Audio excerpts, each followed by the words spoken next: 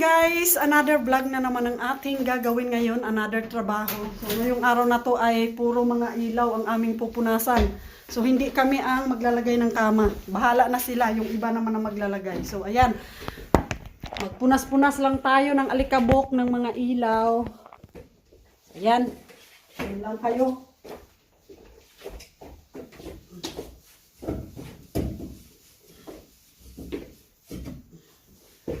Kung bumagsak to kay, basag to kay.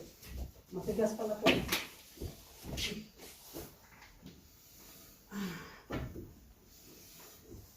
Oh.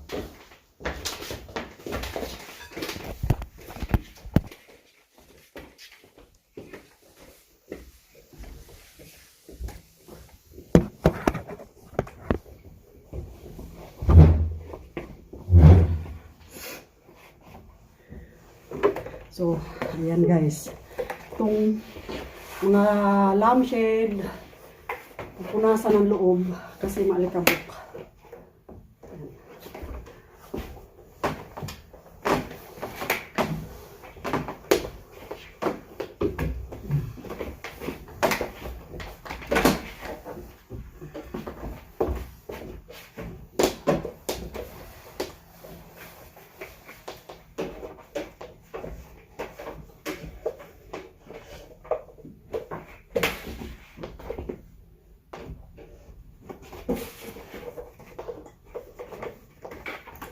Hi, ka-LBC. Hi, ka-LBC. Shipment with has arrived in the Philippines expected. Wow! Delivery within Yung kanyang package, dumating na daw sa Pilipinas. Sa Pilipinas na, 20 days na sa mga February 15 na. Masaya na ang mga anak. Ay, mayroon na marami ng chocolates.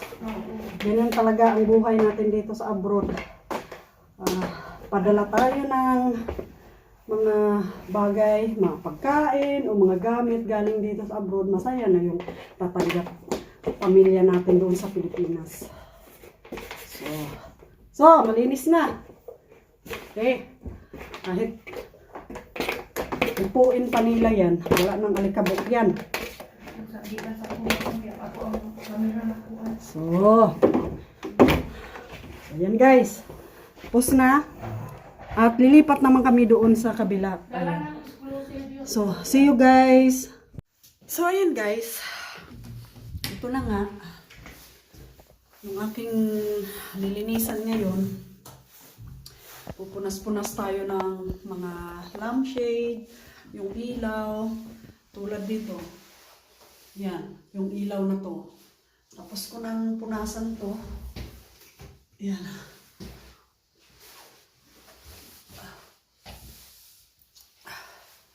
Yan. Punasan ko na. Ayan. Ito. Yan, yung mga lampshade na yan. Punas-punasan. Yan lang, Yan. nililisan ko yung mga lampshade dito mga mari. Bukod mag-general cleaning kami mga mari. So ito, kailangan silipin sa pinakailalim kasi ang alikabok ay nasa ilalim. Lalo na pag nagkakama, pagpagpagpag ng sapin ng kama, ang alikabok. So kailangan linisin sa ilalim. So ayan, tapos naman yan. At yung bed tapos na. So bukas hindi namin alam kung saan naman kami. Kung anong trabaho naman namin bukas. So ngayon ay patapos na kami at ang aming break time ay 1:00. So 12:30 pa lang. So medyo maaga kaming natapos. So itong sahig ay bukas na yan tatapusin. Yung mga corner niya na talagang lilinising mabuti. Yung mga ganito. Yan. At yung mga